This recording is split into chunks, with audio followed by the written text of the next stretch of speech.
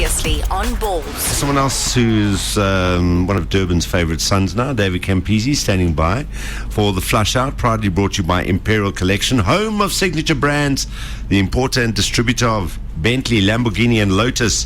ImperialCollection.co.za, where you can go to their website, see their range of signature brands. The dealership you'll find the corner of William Nicol and Bryanston Drive, so pop by there if you're going past or in the area, or you just want to go and have a look, or if you're in the market, either or. Imperial Collection is home of signature brands. And don't forget to check out the video on our website under World of Supercars every Friday with 1F and F1. They were playing around in a Ferrari last week. Wow, those guys, hey? They're so lucky. Sasha's going to the Hungarian Grand Prix. Play around in a Ferrari. Take me with. Yeah, what do we get? Don't say it. Coffee. Coffee, that's it. Well, at least we have Campo.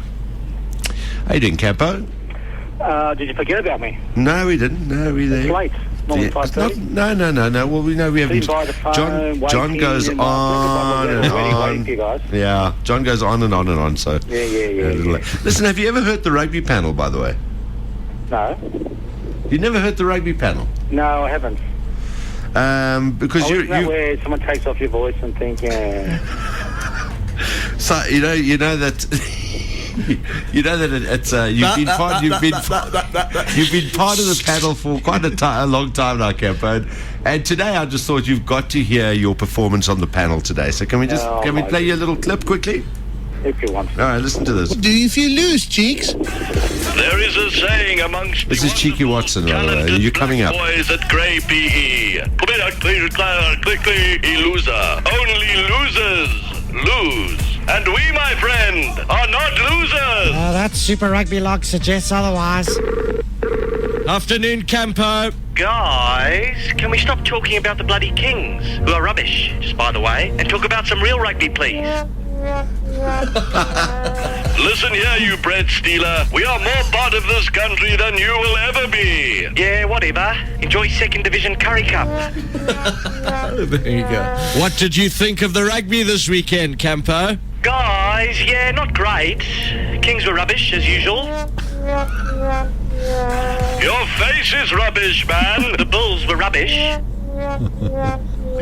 He has a point there. And the Waratahs were rubbish, just like always. Have been since the day I left. There we go, Campo.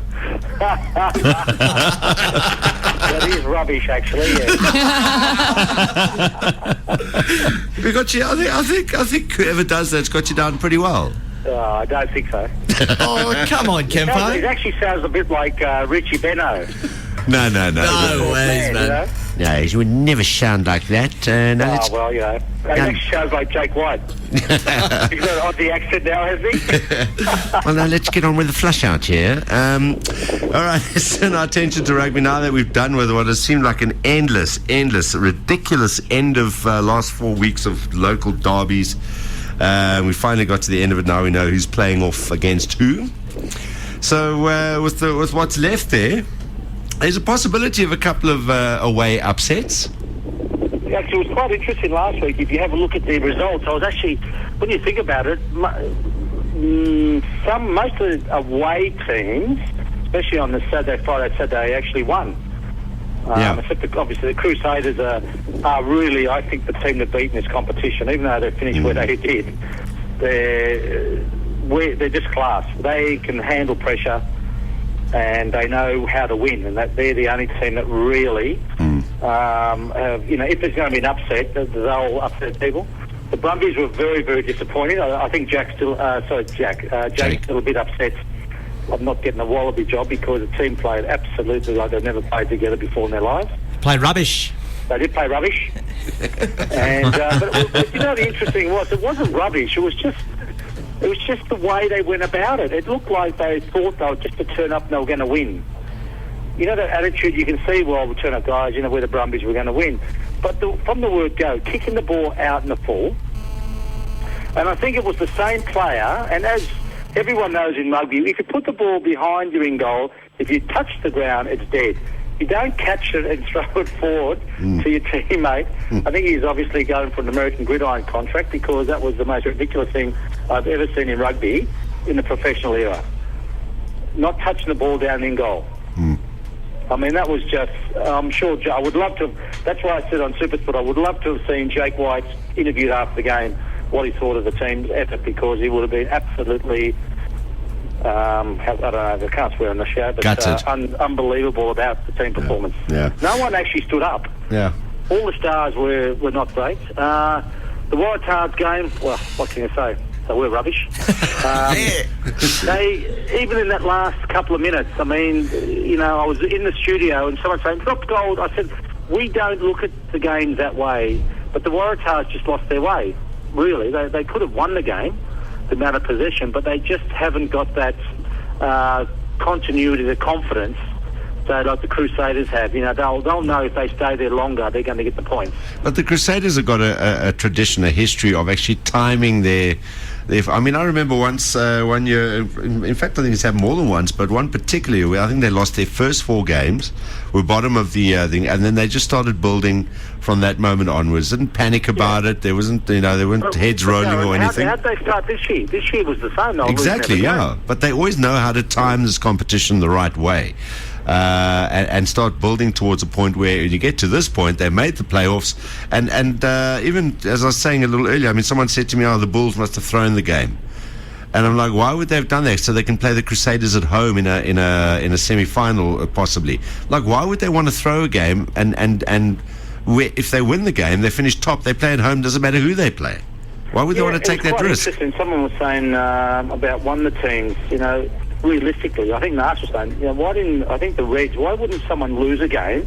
They would have had an easier run in. But at the end of the day, you still got to play the top teams. You know, the whole idea about coming first and second is to give you a advantage at home. Now the Cheetahs can, you know, they've actually had some good form. But the interesting thing is, and this is what's so stupid about rugby in this competition, is you have a 3-week break because of tests, then you come back, then you've got to try and find that form that you had. Some teams can, and some teams can't. The Crusaders obviously can, the Brumbies can't. Yeah. So now they've got a do-or-die game. You've got 80 minutes, really, to go out there and prove that you still are a contender for the title. It's bizarre. I mean, there's too much rugby going on these days anyway, and these players are just... You know, I think that's why, I think if you saw in the weekend, there was a lot of teams in every country, farewelling players. They're all going off to Japan and France. You know, they're not interested in playing week in, week out rugby where it's tough. They want to go and have a holiday and get money for nothing. Well, look, I mean, based on their season, the Cheetahs are not scared of playing anyone away from home. They had a hell of a good tour, so, you know, they'll fancy them. There'll be a few people fancying them to topple the Brumbies. Two South African teams playing against each other. Yeah. But that might be a good one to put a little bit of money on the Cheetahs then. If you know, if they do that, look, there's going to be a travel factor, which always is for the sides finishing between 3rd and 6th. So, you know, there's going to be teams travelling back and forth between here and there.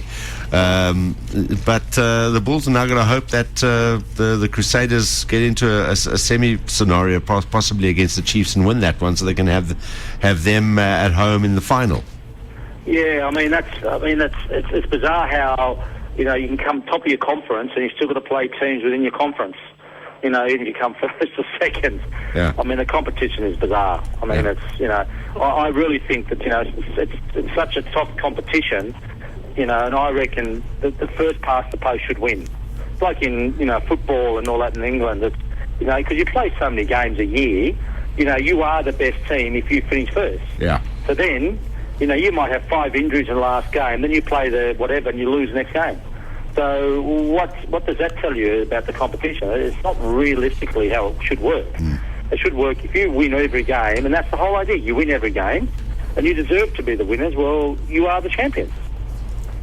Well, you know, we were talking just now about, you know, possible upsets and some, you know, making some cash, but I see the bookies have given the Cheetahs as 25-1 rank underdogs to beat the Brumbies this weekend. 25-1. So you can make some serious cash on them. It's worth putting $100. If you're a Brumbies player, you'd actually take that on, wouldn't you? Yeah, yeah, you would. The Brumbies would take it on. They put the money on. There we go. And then the Chiefs listed as 9-4 favourites, followed by the Bulls at 5-2, and then the Crusaders at 3-1. Yeah, so it's amazing that the Crusaders have crept in there, even though they finished the way they were. There's nothing about the Reds. I mean, the Reds are I don't think they've got the firepower. Playing away from home is not great. I think those odds, by the way... The only team I reckon that can really beat the Bulls are the Crusaders at home. Yeah. I think those odds are, by the way, to win the whole thing outright, not to win, not to beat the Brumbies. So the Cheetahs are 25 to 1 to win outright. To win outright, The whole competition. Okay, Sorry, yes. That's a bit busy. I was about to get involved there. All right, so have you got the games there for the weekend? I do. Okay, let's throw them at Campo. I know he's had his theories and stuff. Let's see if he was putting money somewhere where he would put it. So, what's first up? Okay, only 2 games this weekend. Crusaders Reds. Crusaders Reds. I've got to go for... Is that in Australia or New Zealand? New Zealand. New Zealand? Yeah. I have to go for New Zealand. New Zealand, the Crusaders. Crusaders. Okay. Okay. And then the Brumbies against the Cheetahs. Ooh. Canberra. Beautiful place, Canberra. Oh, it's a lovely spot. I was there a couple of weeks ago. It was about 7 degrees overnight. Fantastic. That's why I left the place. And come to beautiful Durban. Let me see. Look, I think I'll have to go for the Brumbies. I think that Jake's realised that his Wallabies thing's gone, and last week it was a bit of a disarray. Unless the players turn up, which I think I will at home, the Brumbies are going to play a very similar style to the Bulls, and I think they're just going to win the game. All right, so you think Jake's got a point to prove now, and the Brumbies will sneak it against the Cheetahs. I think I'm just going to tend to go the other way. I mean, either way. No, I'd love to go, but I think that the Cheetahs haven't played for 2 weeks either, so. Yeah. I mean, they can go out there and absolutely give everything for 80 minutes, which is great. Yeah, but we saw the international break affected them. Yeah, well, that's the problem. We'll look at the Brumbies. I mean, they were on fire until the break happened. Yeah, it's but true. also, Jake, he swapped players around. He brought George Smith on late, and all that sort of thing. So you've got to have the same team. You can't really upset the team. And if the Cheetahs have the same side and can go out there and play the style of rugby and back themselves and believe they can win, well, it's game on. Again, I really think it's going to be down to... they're going to have the referees this week. Are they like foreign referees or like? Yeah, they're all foreigners. So Jaco Paper, I think, is doing that could play big role into the Cheetahs' hands as well. Yeah. Just finally, very quickly, the Lions Kings playoff. Who do you see getting through that one? Ooh, when's that on? So this weekend and next weekend. So what happens if the Lions win? The Kings are out. Yeah, then the Kings are out of Super Rugby. Oh my goodness! What an absolute debacle. I think the game is on during the semi-finals, isn't it? The playoff games, okay. yeah. But they got home and away, so... Yeah. But what time? Is it on Saturday? I don't know. Not this Saturday, next weekend. It's during the semi-finals. Okay, sorry, Johnny? Yeah, hold on, I'll try and give you those times really quickly. With guys like Waylon Murray, who played for the Kings, he's a Lions player, isn't he? Well, it depends if they actually left them or if they just went there on loan. Yeah, it's crazy. I mean, that was a scenario we spoke about at the beginning. So how can you take someone on loan and say, sorry, not having him back? Yeah. All right, so what do you reckon, Lions or Kings? I don't care. Look, no, I just think it's a debacle whichever way, because you've had Kings, obviously first year competition, they won a few games, great support, and then you've got a tradition in the Lions. Yeah. I mean, what do you do? I mean, it's just bizarre, that it's got to this situation. I don't think it's fair, but I think that the Kings probably might win because they've been used to that hard competition week in, week out, where the Lions have had little games here and there. They've played, like a Russian or Portugal team or whatever it is. That's not the same competition. Yeah. Well, they didn't even get to play those because half of those games got cancelled. So they're just been a joke. They're going to have a scratch team. They're going to train, which is great. We saw the Wallabies train 3 weeks before the testing, an absolute smash. You can train, but match fitness is a total different thing. So, look, I think the Kings might win, but even though I think the Lions, it should never have happened in the first place. But, that's my view. All right, Campo, that's where we're going to... It's rubbish. It's rubbish. Thanks, Campo. We catch up again next Monday when we look ahead to the proper semi-finals, and we'll know exactly what's happened. Have a good week. Have a rubbish week. You too, guys. Rubbish. Campo. Enjoy, Campo. Bye. This is Balls Visual Radio. Darren, Simon, Kate and John. Weekdays from 3 p.m. to 6 p.m. Central African Time. Balls.co.za